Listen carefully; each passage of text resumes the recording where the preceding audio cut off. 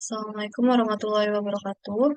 Perkenalkan, kami dari kelompok 4 dalam mata kuliah Object Oriented Analysis and Design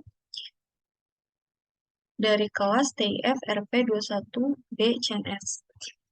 Kami akan memaparkan hasil analisis dari studi kasus sistem pengelolaan proyek yang akan dijelaskan dalam bentuk diagram UML. Sebelum itu, saya akan memperkenalkan anggota kelompok saya dan masing-masing tugasnya. Yang pertama ada Siva Nadia dengan NIM 215520111133. Siva akan membahas atau memaparkan mengenai objek diagram dan activity diagram. Selanjutnya saya sendiri, yaitu Firly Setiadi dengan NIM 215520111238. Saya akan memaparkan use case diagram dan kelas diagram. Selanjutnya ada Sarif Nur Zaman, ya, dengan NIM 215520111088 yang akan memaparkan mengenai komponen diagram. Selanjutnya ada Yorama Kurniawan dengan NIM 215520111006. Selanjutnya, sebelum membahas atau menjelaskan hasil analisa, saya akan menjelaskan sedikit mengenai studi kasus yang kami kembangkan. Di mana studi kasus itu terdapat sebuah perusahaan pengembang perangkat lunak ingin mengembangkan sistem pengelolaan proyek yang memungkinkan tim pengembang untuk mengatur tugas-tugas, mengelola sumber daya, dan melacak kemajuan proyek. Selanjutnya, materi pertama yaitu use case diagram. Use case diagram sendiri merupakan gambaran atau representasi dari interaksi yang terjadi antara sistem dan lingkungannya. Berikut adalah gambaran use case diagram dalam sistem pengelolaan proyek. Yang pertama terdapat user pengembang dan user admin. User pengembang dapat melakukan login, memperoleh tim, mengerjakan tugas, dan logout. Sedangkan user admin dapat login, menambah proyek, mengelola tim, menambah user pengembang baru, dan logout. Jadi, di sini yang dapat memanipulasi sistem kayak terdapat proyek baru, maka user admin yang dapat menambahkan dan mengelolanya, bagaimana proyek akan dijalankan oleh tim yang mana, maka admin yang mengaturnya. Sedang di sini juga admin mengelola tim, jadi admin yang membentuk tim baru yang akan mengerjakan proyek ini. Dan di sini juga menambah user pengembang baru. Jadi, jika terdapat pekerja berupa pengembang baru di perusahaan ini, maka hanya admin saja yang dapat menambah user pengembang ini ke dalam aplikasi atau sistem. Baik, selanjutnya terdapat kelas diagram. Kelas diagram ini adalah representasi visual dari kelas yang membentuk aplikasi atau sistem. Diagram ini menunjukkan bagaimana mereka berhubungan satu sama lain dan juga dapat menunjukkan bagaimana kelas terkait dengan struktur data lain seperti antarmuka, kelas abstrak, dan sebagainya. Jadi, berikut merupakan hasil analisis dan kelas diagram yang telah saya buat, di mana terdapat 6 kelas, yaitu kelas proyek, tim, tugas, admin, pengembang, dan user. Di sini Yang pertama ada kelas proyek. Kelas proyek ini, di dalam kelas proyek terdapat atribut, yaitu kode proyek yang berupa char, nama proyek berupa string, deskripsi proyek berupa string, tanggal mulai berupa date, tanggal selesai berupa date, dan ID tim berupa char. Di mana char, string, date ini merupakan tipe data yang akan digunakan dalam pengembangan nantinya. Jadi, sudah dijelaskan di kelas diagram ini apa saja tipe data yang akan digunakan nanti dan di kelas apa. Selanjutnya, di dalam kelas proyek terdapat metode, yaitu metode tambah tim dan hapus tim. Selanjutnya ada kelas tim. Di kelas tim ada ID tim, nama tim, anggota tim, kode proyek. Sedangkan metode di kelas tim ada tambah anggota dan hapus anggota. Selanjutnya kelas tugas ada kode tugas, nama tugas, deskripsi tugas, status tugas, dan ID user. Di mana metode kelas tugas ini adalah change status. Di kelas admin ada nama admin dan password admin. Atributnya ada nama admin dan password admin, sedangkan untuk metodenya ada login, logout, tambah proyek baru, edit proyek, edit tim, tambah pengembang. Di kelas pengembang ada atribut ID user, nama pengembang, keahlian, kode tugas, dan ID tim. Untuk metodenya yaitu login dan logout. Di kelas user terdapat atribut ID user, username, email, nomor telepon, password, dan level. Di sini level ini ada dua kondisi, yaitu user admin dan user pengembang. Di dalam kelas diagram ini terdapat yang namanya hubungan. Dapat dilihat sendiri, berikut adalah garis-garis yang menghubungkan kelas-kelas ini disebut hubungan. Namun di dalam hubungan ini juga dalam kelas diagram hubungan terdapat beberapa jenis lagi. Oke, saya akan membahas mengenai hubungan. Yang pertama, terdapat hubungan inheritance antara user dan admin. Di sini tanda panah mengarah ke user. Apa itu hubungan inheritance? Hubungan inheritance merupakan hubungan dalam kelas baru yang diciptakan dari sebuah kelas atau kelas induk, di mana kelas baru tersebut akan mewarisi semua atribut dan metode yang dimiliki oleh kelas induk. Kelas baru atau kelas turunan bisa memiliki atribut dan metode tambahan yang lain sehingga kelas turunan akan menjadi lebih luas atau lebih spesifik daripada kelas induk. Selanjutnya ada hubungan inheritance antara user dan pengembang. Jadi sama di sini user menurunkan admin dan pengembang.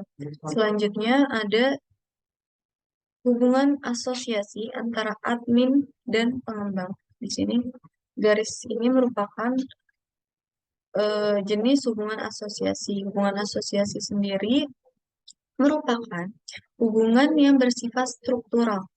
Artinya suatu kelas digunakan di kelas yang lainnya.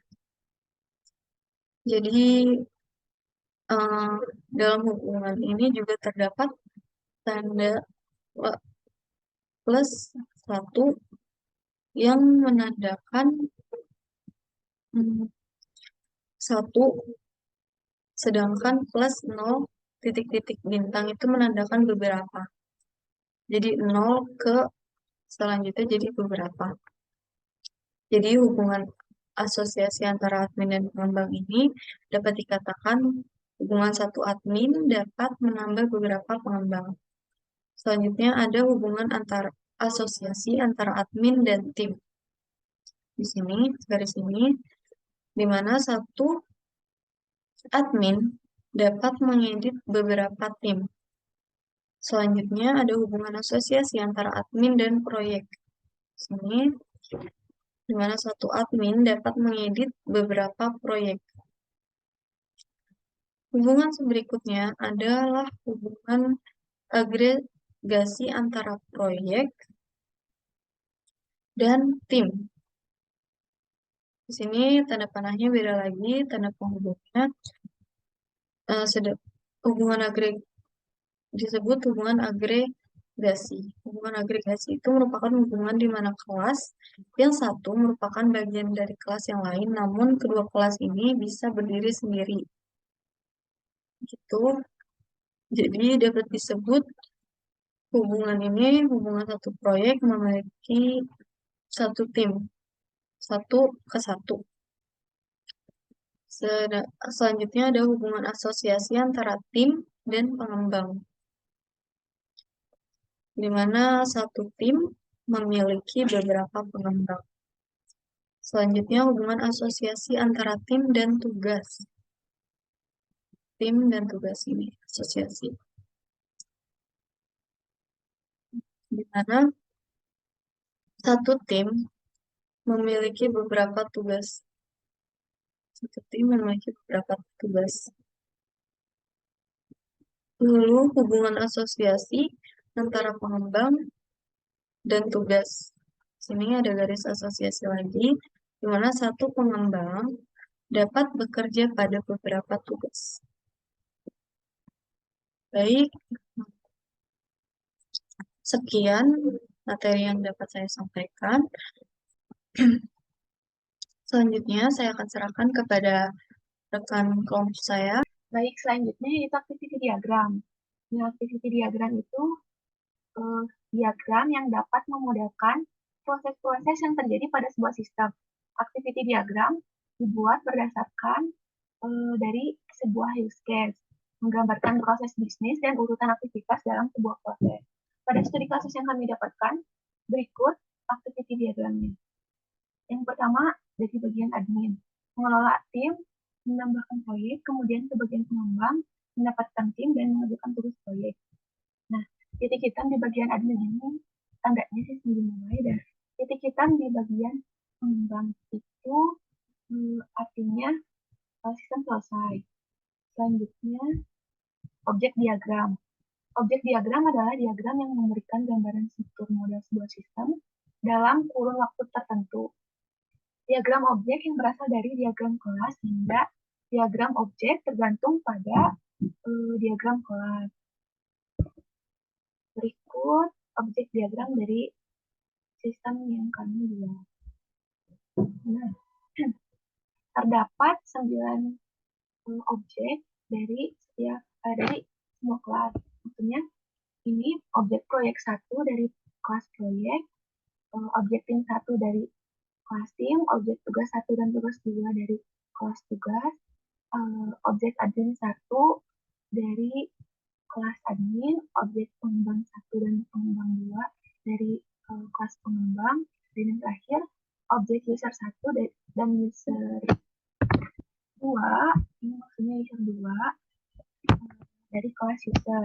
Nah, garis yang tidak ada ujung panah seperti ini disebutnya garis biasa atau link yang merupakan hubungan konseptual antar objek. Nah, garis yang ada ujung panah ini disebut asosiasi. Nah, garis asosiasi ini menyatakan bahwa objek dari suatu kelas diinstansiasi atau digunakan atau dipanggil dari objek dari kelas yang lain. Nah, kemudian kita lanjut ke diagram selanjutnya.